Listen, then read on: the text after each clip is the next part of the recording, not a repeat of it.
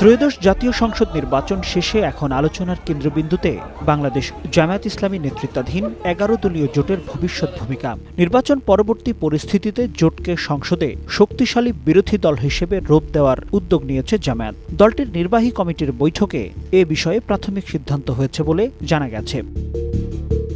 দলীয় নির্ভরযোগ্য সূত্র বলছে, জামায়াতের আমির ডাক্তার শফিকুর রহমান সংসদীয় দলের নেতা এবং বিরোধী দলীয় নেতা হতে যাচ্ছেন। সংসদে বিরোধী দলের সবচেয়ে বড় শক্তি হিসেবে তার পূর্ণমন্ত্রীর মর্যাদা পাওয়ার সম্ভাবনা রয়েছে। তবে বিরোধী দলীয় উপনেতা কে হবেন তা নিয়ে এখনও চূড়ান্ত সিদ্ধান্ত হয়নি।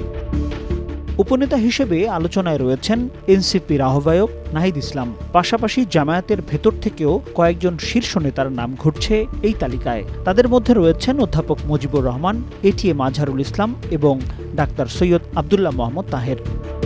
এখন জামায়াত ও শরিক দলগুলোর আনুষ্ঠানিক বৈঠকের দিকেই তাকিয়ে রাজনৈতিক মহল। সেখানেই চূড়ান্ত হবে বিরোধী জোটের নেতৃত্ব ও কৌশল।